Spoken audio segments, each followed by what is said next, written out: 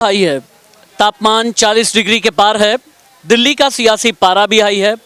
ऐसा हाई है कि कश्मीर से लेकर के कन्याकुमारी तक टेम्परेचर वाकई में बढ़ गया है। कोई जेल की बात कर रहा है, कोई बेल पर है। जो बेल पर हैं वो आक्रामक हैं, जो जेल के अंदर हैं उनके लिए कहा जा रहा है कि ये बहुत ज़्यादा सियासी तौर पर ख़तरनाक हो जाएंगे। ये खुद उनकी पार्टी के लोग कर रहे हैं। जहाँ पर सियासी तपिश बढ़ती है वहाँ राजनीति का भौकाल आता है। और भौकाल वाला सवाल लेकर के हम चाय की टपरी पर आ गए हैं। शत्रु भाई की चाय की ये टपरी है। शत्रु किसी के शत्रु नहीं है, शत्रु सभी के मित्र हैं।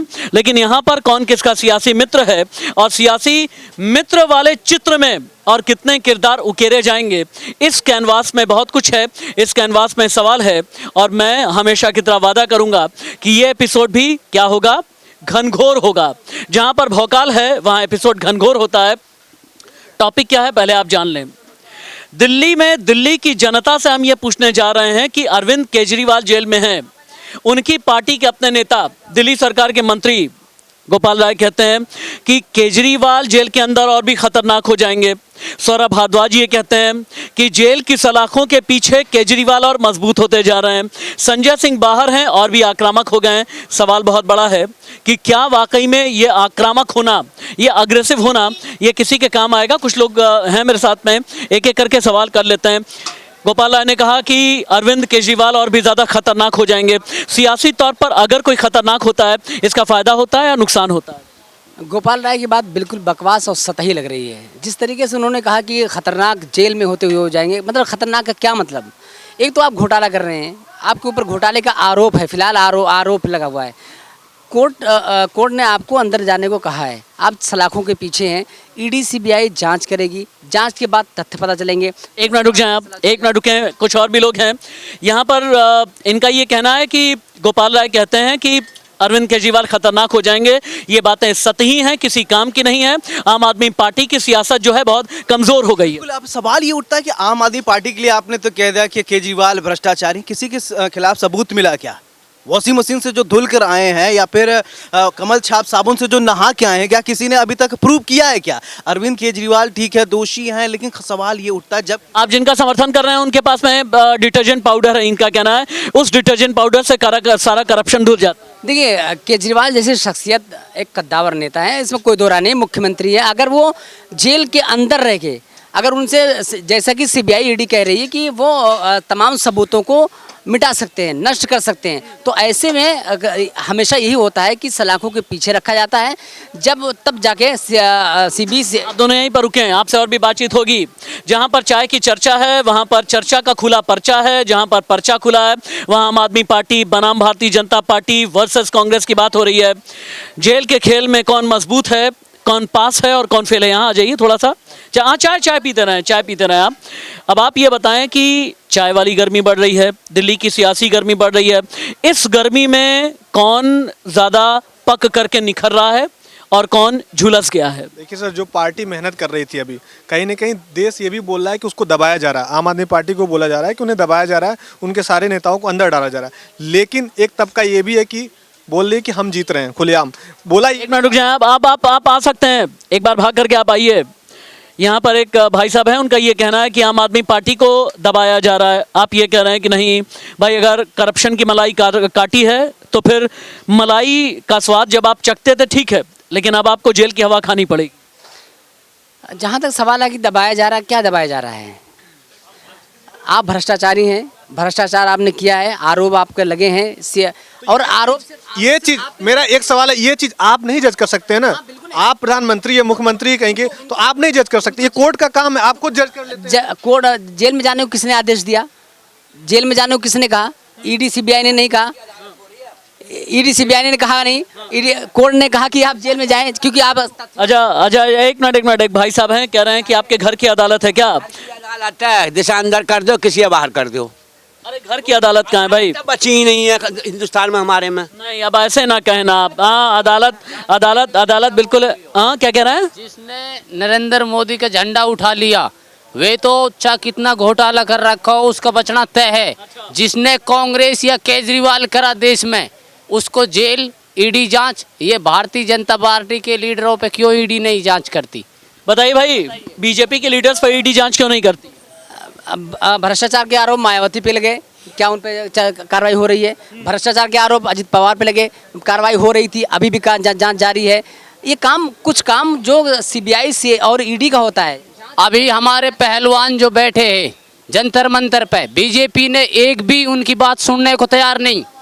और अभी कोई हिंदू मुस्लिम के नाम पे जो देश चला रहे हैं, अपनी राजनीति रोटी सेक रहे हैं।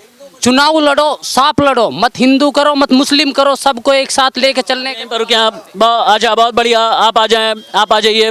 हिंदुस्तान की राजनीति में हिंदू मुसलमान कौन कर रहा है? देखिए, हिंदू मुसलमान जिस तरीके से राजनीति में होने लगा, ये हमारे देश के लिए सबसे बड़ा अभिशाप होता जा रहा है। क्यों? बहुत सारे ऐसे लोग हैं जिनका संबंध अच्छा है मुसलमानों से, लेकिन राजनीतिकरण जिस तरीके से हिंदू मुसलमान को हुआ है, इसके लिए एक बात यही कहा जाएगा, मजहब के नाम पर सियासी जुनून। क्या खूब स्वागत किया है 21वीं सदी का, मौत की स्याही से लिखा जाता है सुकून। और जिस तरीके से अगर बात करें तो इस देश में हिंदू मुसलमान हुआ है, सवाल ये भी उठता है कि मैं तो यही कहूँगा, इस देश को हिंदू मुसलमान चाहिए जो दिल से दिल को जोड़ दे इंसान चाहिए। गीता हमें, बाइबिल हमें, कुरान चाहिए जो दिल से दिल को जोड़ दे इंसान चाहिए। लेकिन नेता ये नहीं जानते। अंग्रेजों वाली स्थिति है, फूट डालो राज करो, यही स्थिति चाहे वो बीजेपी हो कांग्रेस को। हम दो भाई हमको लड़ा दे रहे हैं, क्या दोनों भाई में मनमुटाव हो गया तो इसका फायदा किसको मिलेगा? राजनीति को, राजनेता को। उनको क्या है? वोट चाहिए, वोट चाहिए तो सत्ता के सिंहासन पर बैठना चाहिए। लेकिन अटल बिहारी की बात एक मैं आपको याद दिलाना चाहूंगा। अटल बिहारी वाजपेयी ने कहा था कि चिंगारी का खेल बुरा होता है, चिंगारी का खेल बुरा होता है। बीजेपी को ये एक बात और, दिल्ली की राजनीति में, एक मिनट यहीं पर रुकिए आप, कोई और भी बोलना चाहेगा? दिल्ली की राजनीति में चिंगारी का खेल कौन कर रहा है? ये भाई साहब हैं, कह रहे हैं अटल जी को याद करते हुए कि चिंगारी का खेल बुरा होता है। दिल्ली की राजनीति में चिंगारी का खेल कौन कर रहा है? देखो, कहीं ना कहीं आम आदमी पार्टी भी इसमें बहुत बड़ा खेल कर रही है। कोई भी प्रेस कॉन्फ्रेंस होती है, किसी ये क्या करते हैं, बेसिकली इनका ये होता है कि ये दूसरे दिन प्रेस कॉन्फ्रेंस करके ये बोलने लगती है कि मुझे बीजेपी से ऑफर आ रहा है। और जब उनसे पूछा जाता है कि आप कुछ साक्ष्य तो दिखाइए, कुछ आप। और दूसरा, बीजेपी को भी अगर आप कहेंगे कि वो भी एक शुद्ध पार्टी है, वो हम भी ऐसा नहीं कह सकते हैं। और चिंगारी का काम कहीं ना कहीं। एक मिनट रुक जाएं आप। हमारे एक शत्रु भाई हैं, शत्रु भाई को पहले दिखाया जाए। शत्रु भाई को पूरा हिंदुस्तान देखे। इनका नाम शत्रु है, लेकिन बहुत प्यारे इंसान हैं, बहुत ही शरीफ से, बहुत शराफत के साथ में। सालों से यहाँ पर मैं भी चाय पीने के लिए आता हूँ। ये भी यहाँ चिंगारी लगाते हैं, लेकिन इस चिंगारी के ज़रिए चाय पिलाते हैं। इस चिंगारी के ज़रिए लोगों में एक सुखद एहसास होता है इनकी चाय पी करके। लेकिन आपको भी लगता है शत्रु भाई, दिल्ली में सालों से आप व्यापार कर रहे हैं, चाय की टपरी लगा रहे हैं और बहुत ही शान के साथ में अपनी दुकान आप चला रहे हैं। आपको क्या लगता है, आम आदमी पार्टी वाले सही हैं, बीजेपी वाले सही हैं, कांग्रेसी सही हैं? सही कौन है शत्रु भाई? नहीं, कोर्ट फैसला, आगे आ जाइए, थोड़ा आगे आ जाइए माइक के पास। फैसला करेगा वही सही है। अभी जांच हो रही है कि उसे पता चलेगा इसके। अच्छा, अब मुझे ये बता दें आप कि जो आपस में ये ईडी सीबीआई के जरिए जो लोग लड़ रहे हैं, इससे नुकसान किसका हो रहा है? ये तो मालूम नहीं। अच्छा, ये बता दें कि व्यापार ज़्यादा अच्छा अभी है या पहले था? पहले भी था कि अभी भी सही है, अब बाकी बेहतर है अभी। शत्रु भाई किसी से बैर नहीं रखते, कहते हैं पहले भी सही था और अभी भी सही है। हाँ, आप कह रहे थे चिंगारी का खेल बुरा होता है। चिंगारी का खेल कौन खेल रहा है? चिंगारी का खेल बीजेपी। एक बार और मैं ये कहना चाहता हूँ कि अब की बार 400 बार, तीसरी बार मोदी सरकार, और इसलिए ये लोग करें विपक्ष को खत्म कर देंगे। अटल बिहारी को फिर मैं याद करूंगा। अटल बिहारी वाजपेयी ने एक बात कहा था कि अगर विपक्ष कमजोर हुआ, तो बहुत कमजोर हुआ, तो सत्ता निरंकुश हो जाएगी। अगर बीजेपी निरंकुश हुई तो ये लोकतंत्र के लिए खतरा है। खतरा क्यों? उसके पास संख्या बल बहुत ज्यादा। क्या बात कर रहे हैं? इधर आइए जरा। एक बल, संख्या बल अगर बीजेपी के पास बहुत ज्यादा रहेगा, वो जो चाहेगी वो क्या बात कर रहे हैं आप? एक मिनट रुकिए ना, एक मिनट रुकिए। इनका कहना यह है कि जिनके पास मजबूत मेजॉरिटी मिल जाए, मजबूत जनादेश मिल जाए, वो अनकंट्रोल्ड हो जाते हैं। जिनके पास अथॉरिटी आ जाए वो अनकंट्रोल्ड हो जाते हैं। आप ये कहते हैं कि बीजेपी तो जिम्मेदारी से सरकार चला रही है, आप ये कहते हैं बुलंद भारत की बुलंद तस्वीर एक कैनवास पर उकेर दी गई है, लेकिन इन्हें ये लगता है कि भारतीय जनता पार्टी की केंद्र की सरकार निरंकुश हो गई है। आपके पास अगर फैक्ट हैं तो इन्हें गलत साबित करें। निरंकुश किस तरह से हो गई है उसके मैं बताता हूँ। क्या निरंकुशता इसको कहते हैं? किसी पे कार्रवाई हो रही है इसको निरंकुशता कहेंगे? क्या आपने भ्रष्टाचार किया आपको आज़ाद को छोड़ दिया जाए? क्या आपने घोटाला किया आपको आज़ाद छोड़ दिया जाए? इसमें मुझे नौकरी चाहिए साहब, मुझे नौकरी चाहिए। मुझे जिस तरीके से आप हिंदू मुसलमान करा रहे हैं मुझे उससे मतलब नहीं है। अरे मैं बेरोजगार हूँ, मेरा परिवार कैसे चलेगा? इस पर कोई बात रोजगार के लिए आपको पढ़ना पड़ेगा। आपको आप सिर्फ कागजों पर, सिर्फ कागजों पर किताबी बात आप कर रहे हैं। क्या बात कर रहे हैं जिस तरीके से आप बात कर रहे हैं?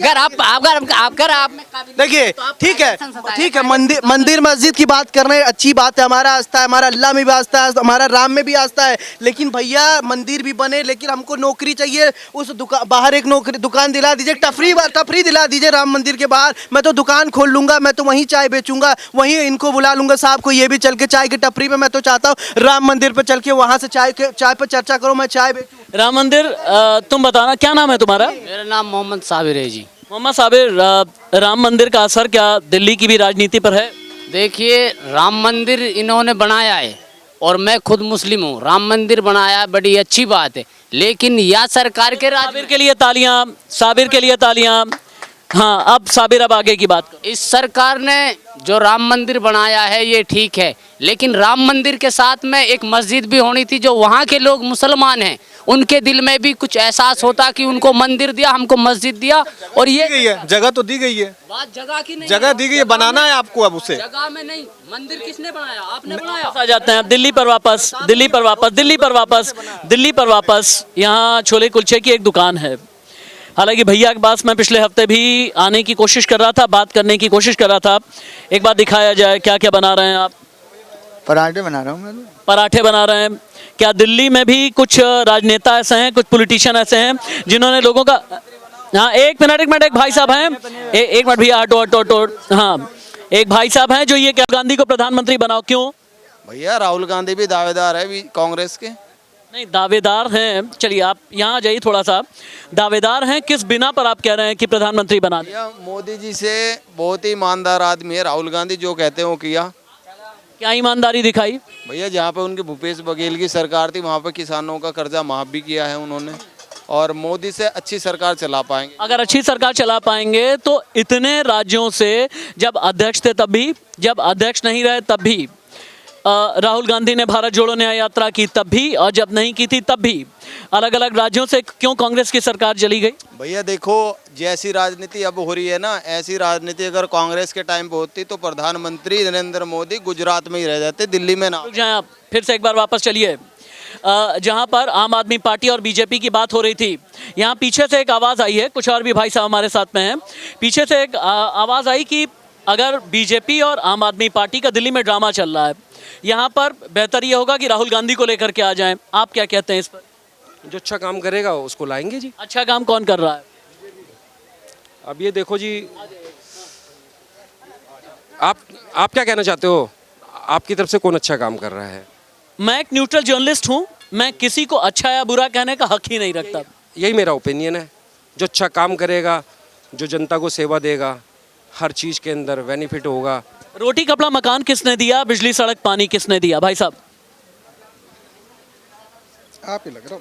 देखो ये सरकार आएंगी जाएंगी, सरकार का कर्तव्य है, दायित्व भी है। सड़क पानी बिजली रोटी पानी ये सब देते रहेंगे, ये सभी का काम है। कोई भी सरकार, आम आदमी हो, बीजेपी हो, कांग्रेस हो, कोई भी सरकार आएगी वो अपना काम करेगी। अब ये देखो कि जनता का रुझान क्या आता है। ठीक है, एक बात और, चाचा संजय सिंह को जानते हैं ना? संजय सिंह मैं जानूं भैया। अच्छा संजय सिंह, हाँ अच्छा संजय सिंह जो हैं वो जेल के बाहर हैं, है ना? संजय सिंह जेल के बाहर हैं। अब आप मुझे थोड़ा ये बताइए, उसे भी अंदर डाल दो। अच्छा बात तो सुनो चाचा, बहुत गुस्से में आ जाते हो।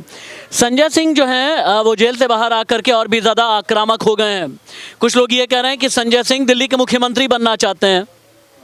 नहीं ये तो गलत है, खैर वो मुख्यमंत्री बनने, लेकिन एक बात तो तुम्हें माननी पड़ेगी, बस सरकारी आदमी की तो हम कह नहीं सकते, लेकिन झुग्गी झोंपड़ी को फिर भी केजरीवाल सही है। क्या दिया झुग्गी झोपड़ी वालों को? सब कुछ दिया, पानी भी दे रहा है, बिजली भी दे रहा है, इससे ज़्यादा से मैं कुछ बोल नहीं सकता। तो भाई साहब इधर आ जाएं आप, आइए इधर आइए। ये कह रहे हैं कि झुग्गी झोपड़ी वालों को, आइए कहते हैं कि झुग्गी झोपड़ी वालों को पानी दिया, सड़क दिया, बिजली, और आपको दिखता ही नहीं है। दिल्ली में आप रहते हैं, आपको दिखता ही नहीं है। बिजली दी, पानी दी, सब दी, उसके उसकी अर्थव्यवस्था गर्त में जा रही है। आप देखिए बस फ्री की महिलाओं के लिए हर रोज़ 87 बस रोज़ बिगड़ती है दिल्ली के अंदर। का सोचने का, मुझे अच्छा लग रहा है। वो काम सरकार का सोचने का। 87 बस रोज़ बिगड़ती है। मैं तो भाई देखो, मैं तो बाहरी हूँ, मुझे बिजली फ्री मिल रहा है तो मेरे फायदा हो रहा है। बस महिलाओं जाए फ्री में जा रही उनको फायदा हो। केजरीवाल से क्या दिक्कत आ रही है आपको? देखिए साहब, अगर जब तक हमारे केजरीवाल साहब है जब तक फ्री दे रहे हैं, यदि कोई दूसरी पार्टी अगर आती है, दूसरी सरकार चेंज होती है, क्या वो फ्री दे पाएगी? नहीं दे पाएगी। प्रश्न है ये, तो क्या दूसरी सरकार कोई दे पाएगी? बीजेपी है सर। अभी मैं सुन रहा था 300 यूनिट बिजली फ्री की बात कर रहे थे, लेकिन कहाँ? उत्तराखंड में, दिल्ली के लिए नहीं बोल रहे हैं, केंद्र शासित प्रदेश है, यहाँ पर 300। अच्छा, एक बात और भी, जब संजय सिंह जेल से निकल करके आए, उन्होंने कहा कि केजरीवाल कोई शराब घोटाला के नाम पे पैसा थोड़ी ही ले लेंगे। ये वो आदमी है जिसने IRS जैसी बड़ी नौकरी छोड़ दी, लाखों रुपए वाली नौकरी छोड़ दी। देखो, नौकरी बात रही नौकरी की, तो नौकरी तो हमने देखा नहीं कहाँ नौकरी करी, क्या करा है इन्होंने। हो सकता है हो कभी रहे हो, लेकिन आगे आइए, आगे आ जाइए, आ जाइए। अरे आ जाए ना, माइक पे आवाज़ नहीं आएगी भाई। ये सारा फ्री जो है, बिजली फ्री, पानी फ्री, राशन फ्री, इससे हमारा देश पीछे नहीं जा रहा। अगर सारी चीज़ें फ्री लोगे, मेहनत करके नहीं खानी, मेहनत करके खाओ ना, क्या दिक्कत है? जितना फ्री मिलेगा उतना ही देश पीछे जाएगा। बात साबिर इधर आ जाओ, साबिर यहाँ आ जाओ। ये बात तो बिल्कुल ठीक कह रहे हैं। फ्री की आदत, मुफ्त की लत अगर लगा देंगे तो भारत को तो वही लत लगी रहेगी। और मुफ्त वाली जो पॉलिटिक्स है वो तो एक तरह से रिश्वतखोरी हो गई। मैं कहना चाहता हूँ जी, कहाँ है रोजगार, है कहाँ? मैं खुद डोल रहा हूँ रोजगार के लिए, मैं ट्रकों में लटकता इसीलिए डोल रहा हूँ, कहीं पर कंपनी में चले जाओ। आप कितना पढ़े हो भाई साहब जो आपके लिए रोजगार नहीं है? पढ़े के लिए नहीं, जय बेटी करने वाले के लिए नहीं, +2 वाले के लिए नहीं, कहाँ है नौकरी? पूछो, ये सब पढ़े। लड़ो ना भाई। नाम क्या है आपका? मेरा नाम साबिर है। साबिर भाई, कितना पढ़े हो? कुछ तो पढ़े होंगे। मैं कहीं तो पढ़े होंगे, कुछ तो पढ़े होंगे आप। कुछ तो पढ़ो। नहीं, मैं अपने पेट की भाई मेरी बात सुनो, कंपटीशन में बैठो, आप पढ़ो। पढ़ाई क्यों नहीं करते हो आप अपनी बात करो ना। आप पढ़ो, आप पढ़ाई करो। सर जी, मैं पूरे भारत के गरीबों की बात कर रहा हूँ। मैं अपने पेट का ख्याल करने वाला नहीं हूँ, मैं सबके ख्याल कर रहा हूँ। शिव कुमार नाम है ना आपका? ये जवाब आपको ये दे रहा है। शिव कुमार जी, कोचिंग की बात करते हैं। आप चले जाइए कोचिंग में, देखिए एक गरीब आदमी एडमिशन नहीं करा सकता। DPS में एडमिशन करा सकते हैं। आप बड़े पढ़ने की बात करें, कंपटीशन की बात करते हैं, IAS की करेंगे, किसकी करेंगे? जो UPSC की तैयारी करने जा रहे हैं। आप छोटी कंपटीशन तैयारी कीजिए। आप कह रहे हैं कि जाके कंपटीशन तैयारी, ऐसे कोचिंग वाले हैं, खून निकाल लेते हैं, लेकिन आदमी भर नहीं पाता पैसा, फीस। छोटे स्कूल चले जाए, छोटे बच्चे LKG UKG में एडमिशन कराइए, 30,000 रुपये कम से कम मिनिमम पैसा लगता है। कहाँ से आएगा? जो अब रोजगार नहीं है, कैसे? आपने एडमिशन कराया बच्चे का? कराया है? कितना पैसा लगता है? आज भी बेटी को कोचिंग के लिए गया था, तभी तो कर पा रहे हैं। वो कोचिंग के लेकर गया था, वहाँ भी 5,000 पर मंथ। हाँ, आप कैपेबल हैं, दे पा रही है। बच्चा गरीब है, ये नहीं दे पा रहा है, इसलिए नहीं दे पा रहा है, इसके माँ बाप सक्षम नहीं है। आप नौकरी करा, अगर इसके पास नौकरी होता तो ये कर लेता। तो काम मिलेगा, ये कह रहा है ना। ये काम तो करना चाहिए ना, दिहाड़ी मजदूरी। काम है जी, काम है। मंडी में एक कट्टा 1.5 मन का है, हम कैसे 1.5 मन उठा लेंगे? हमारा नहीं बर्बाद हो रहे हो आप। गुटखा खाते हो आप, 100 रुपए का गुटखा रोज खाते हो आप में है ही। गुटखा खा रहे हो? हाँ, उठा सकते हैं। उठा सकते नहीं, क्योंकि पुलिस भाई पे अगर मेरे देश के अंदर मैं ट्रक पे लेके जाता हूँ हर जगह। देश में सबसे बड़ी दिक्कत है, महान सब बनेंगे। सब लोग कह रहे फ्री नहीं चाहिए ना, फ्री बताइए, लिखित दीजिए। इतने लोग हैं भाई साहब, ये एक मिनट, भारतीय जनता पार्टी के सपोर्टर हैं, एक मिनट हैं, ये जवाब देंगे भाई साहब। अब एक बात आप ये बताएं भाई, कभी उज्ज्वला योजना के, एक मिनट, उज्ज्वला योजना के नाम पर, घर के नाम पर, या फिर बाकी बुनियादी ज़रूरत के नाम पर फ्री क्या बीजेपी नहीं देती, या आम आदमी पार्टी नहीं देती, या कांग्रेस नहीं देते, या फिर दक्षिण भारत की पार्टियां नहीं देती? हम मूलभूत सुविधाओं को पूरा करते हैं। अभी तक भारत की ज़्यादातर महिलाएं खेतों में जाके टॉयलेट वगैरह जो भी होता था, अब उन्होंने क्या किया, हमारी सरकार ने शौचालय बनाए, हमारी सरकार ने उज्ज्वला स्कीम चलाई, हमारी सरकार ने लोगों को पेट भरने का काम किया। तो ये तो मूलभूत सुविधाएं हैं, जो अधिकार है वो पूरा कर रहे हैं। अधिकार पूरा करने में और किसी को आराम करने में, दोनों में बहुत फर्क है। एडवर्टीजमेंट सबसे अच्छा आपका काम है, एडवर्टीजमेंट। हर चीज का प्रचार कीजिए। कहाँ नहीं छाए हैं? व्हाट्सएप सुनिए, WhatsApp, LinkedIn, Facebook, Twitter, Instagram, कहाँ नहीं भैया, जो दिखता है वही ज्यादा कौन प्रचार कर रहा है? केजरीवाल से ज्यादा कौन प्रचार कर रहा है? आज के दिन में कोई नहीं करता। कहीं भी जाइए, कहीं किसी प्लेटफॉर्म पे जाइए, हर प्लेटफॉर्म पे आपको दाग अच्छे हैं। ठंडा मतलब कोको कोला, एडवर्टीजमेंट जिसका जितना अच्छा उसको लोग जनता पहचान। चलिए ठीक है, राजनीति का भौकाल में गर्मी बहुत ज़्यादा बढ़ गई है। मुझे ऐसा लगता है शत्रु भाई को थोड़ी चाय भी पिलानी चाहिए, ताकि जो दिमाग की गर्मी है, जो सर की गर्मी है, थोड़ी सी कम हो सके। लेकिन यहाँ पर कुछ लोग ऐसे हैं जो ये कहते हैं कि दाग अच्छे हैं, बहुत बार लग जाते हैं। तो ये जो करप्शन के दाग लगे हैं, किसके लिए अच्छे हैं, किसके लिए बुरे हैं, बहुत बड़ा सवाल है। और अगर गोपाल राय ये कह रहे हैं कि अरविंद केजरीवाल जेल में रह करके और ख़तरनाक हो जाएंगे, ख़तरनाक हो जाने का मतलब क्या है, ये भी बड़ा सवाल है। दिल्ली के लिए बड़ा सवाल यह है कि जेल से सरकार कब तक चलेगी। जेल से सरकार अगर नहीं चल पाई तो अगला सीएम कौन होगा? सुनीता केजरीवाल होंगी, सौरभ भारद्वाज, आतिशी, संजय सिंह या गोपाल राय? ये भी बहुत बड़ा सवाल है। जहाँ सवाल है वहाँ भौकाल है। इस एपिसोड में इतना ही। राजनीति का भौकाल, नया एपिसोड अगले हफ्ते, नया मुद्दा, नई जगह, नए सवाल, नए लोग, नए किरदार लेकर के आएंगे। तब तक के लिए आप हमें देखते रहें। नमस्ते।